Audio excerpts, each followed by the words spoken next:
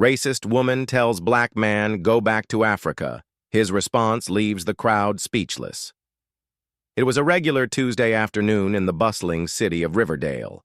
The supermarket on Fifth Avenue was crowded as usual, with shoppers hurrying through, the aisles filling their carts with groceries for the week. But that day, something happened that no one would ever forget. At the center of it all was a young man named David Carter, a tall, confident African-American in his early 30s. Dressed in a simple blue hoodie and jeans, he was just there to grab some bread, milk, and a few snacks before heading home.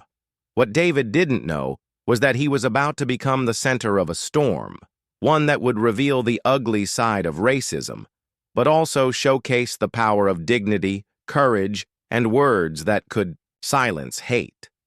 As David was browsing the bread section, a loud, angry voice suddenly cut through the air.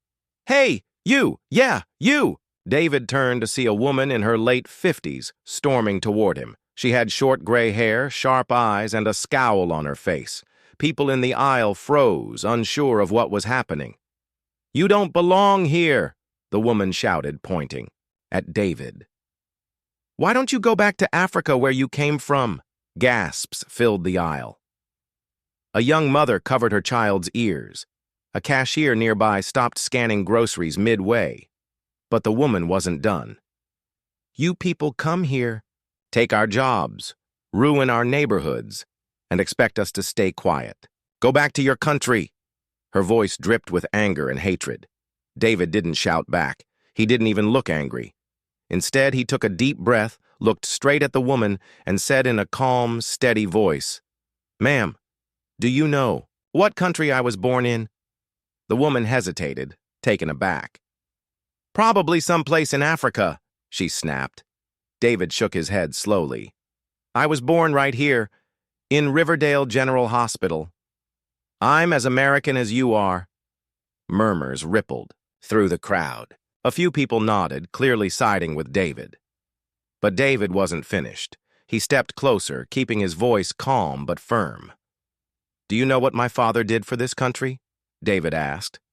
The woman blinked, confused. "My father was a soldier. He fought in the U.S. Army for 20 years, served in 2 wars, risked his life so people like you and me could live free." The crowd grew silent. "My mother? She was a nurse. She saved lives in this very city. People of every race, every background. And me, I'm a school teacher. I spend my days helping kids.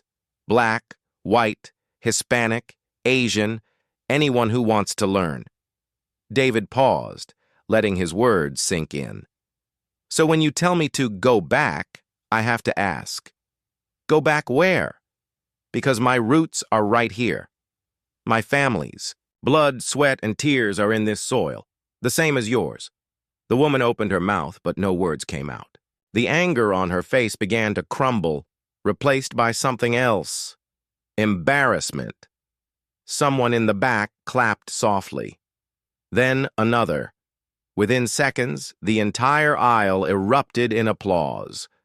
People were cheering David for standing up with such grace and strength.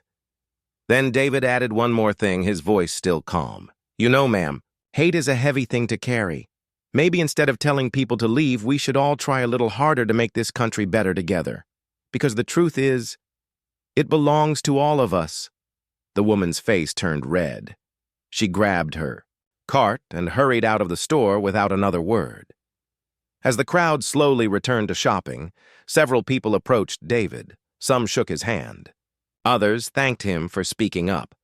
One elderly man said softly, "Son, you reminded us today what real courage looks like." David just smiled and replied, "Sometimes the best way to fight hate is with the truth." And with that, he paid for his groceries and walked out, leaving behind a story people would talk about for years. This wasn't just about one angry woman in a supermarket. It was about how racism can show up anywhere, and how courage, truth, and dignity can shut it down in seconds. David didn't raise his voice. He didn't use hate to fight hate. He used facts. He used his story. He used the power of calm strength.